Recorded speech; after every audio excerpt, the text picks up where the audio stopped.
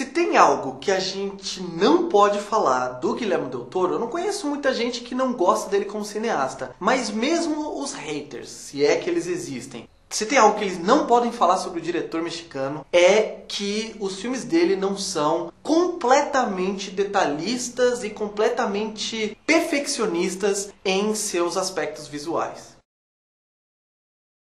E assim como acontecia nos filmes anteriores do Guilherme Del Toro, se tem algo também que A Forma da Água realmente faz brilhar os olhos, é realmente a direção de arte, os cenários, os figurinos e como tudo isso, em conjunto, trabalha para criar um espetáculo visual. E é um espetáculo visual que não é um espetáculo visual por si só e com um fim em si mesmo. O objetivo disso é realmente ajudar a contar a história. Só para quem não está familiarizado, a história do filme é sobre a descoberta de um monstro marítimo pelo governo norte-americano na época da Guerra Fria e que acaba, claro, se tornando um segredo de Estado e que é tratado pelas autoridades americanas como realmente uma arma e não como um ser. E aí tem a personagem da Sally Hawkins, que é uma personagem muda e que tem aspirações artísticas, é uma menina sonhadora que trabalha na limpeza ali do, não sei se é o Departamento de Estado, FBI, NASA, whatever. E ela acaba sendo a única a reconhecer a humanidade daquele ser. E como eu falei, a criação do Guilherme Del Toro de cenários que são não só opostos um do outro, como são todos ricos em detalhes e que são realmente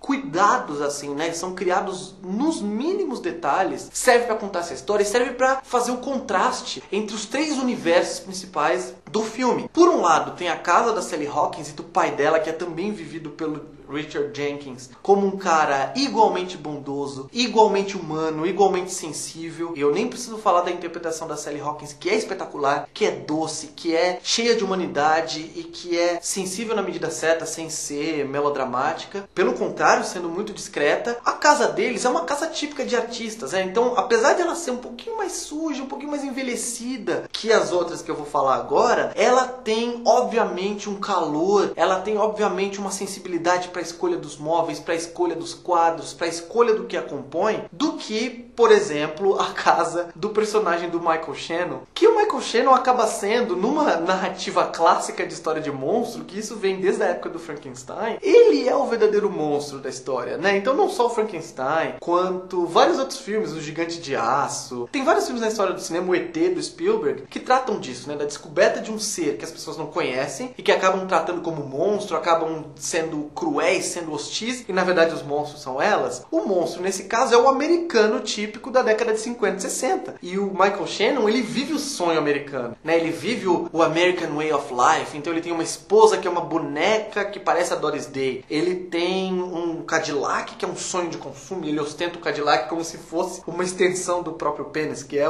né, a mitologia em torno de carrão e tudo mais. E ele é um cara asqueroso, né? E a interpretação dele é divertidíssima também. A gente vê que ele tá realmente se divertindo, sendo esse cara nojento, esse cara vilanesco, e vilanesco dentro de uma lógica que para a sociedade americana naquele momento, e até hoje, né, pra gente, ainda é um sinônimo de sucesso, de um cara bem sucedido. A gente vê aquele visual clean, aquela coisa branca com o coloridinho, tudo sanitarizado, sabe? Tudo limpinho, que é o contraste que precisa para mostrar que aquilo ali é a vida artificial, aquilo ali é a vida do cartão postal norte-americano. E aí tem o terceiro universo, que é a base lá do governo, onde eles encontram e onde eles mantêm aquele monstro em cativeiro, que é suja, que é molhada, que é realmente um cenário de filme de terror, né? Que é cheio daqueles grades e daqueles portões, e daquelas portas e daquelas masmorras, tudo de ferro, tudo de madeira podre, aquele negócio de pedra, opressivo mesmo, cinza, marrom, preto, enfim, e que é só a criação. Parece casa de boneca, né? Cada casinha de boneca que o Guilherme Del Toro cria e faz um universo completamente diferente e nos ajuda a transitar e saber os contrastes entre os personagens. É claro que esse contraste não é um contraste novo, não é original, como eu falei, tem origem nas histórias de monstro, nos filmes de monstro da Universal lá dos anos 30 e 40, veio o cinema inteiro, né? A gente tem vários exemplos de filmes que tratam desse mesmo arco, mas a precisão e o cuidado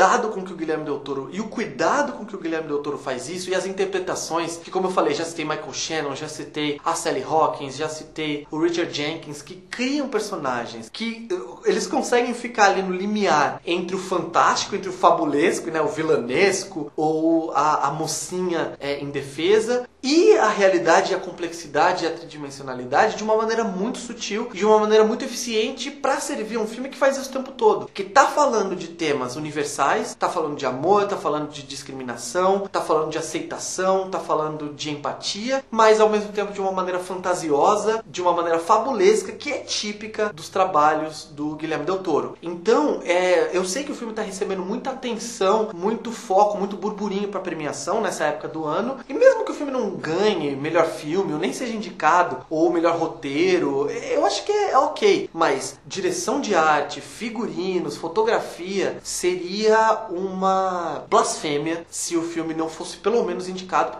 porque o filme é um espetáculo, o filme é visualmente, ele te prende de um jeito que ele não consegue fazer você desviar o olho durante a projeção inteira, além de ser um filme daqueles que fazem a gente sair do cinema sentindo um pouquinho mais, com vontade de sermos um pouquinho mais sonhadores, um pouquinho mais idealistas, e ao mesmo tempo um pouco tristes de saber que não existe espaço para esse tipo de personagem, né, de pessoa como a Sally Hawkins no filme, ou para esse tipo de amor, para esse tipo de conexão no mundo industrializado, no mundo competitivo no qual eles viviam ali e que a gente vive hoje. O filme vai estrear em janeiro. Eu quero que vocês venham aqui dizer o que vocês acharam. Como vocês viram, não tem spoiler. E não se esqueçam, vocês estão gostando desses vídeos? Vocês gostam de receber, por exemplo, vídeos sobre filmes que ainda não estrearam, que eu tenho a chance de assistir com antecedência? Como esse, como The Post, como Me Chame Pelo Seu Nome, qualquer um desses filmes que estão sendo badalados para a temporada de premiações com antecedência. Vocês gostam disso? Então vem dizer aqui pra mim. Curte o vídeo pra eu saber que vocês estão gostando. Divulga pros amigos pra ter mais visualizações. E dessa maneira eu também senti que o filme tá tendo uma boa resposta.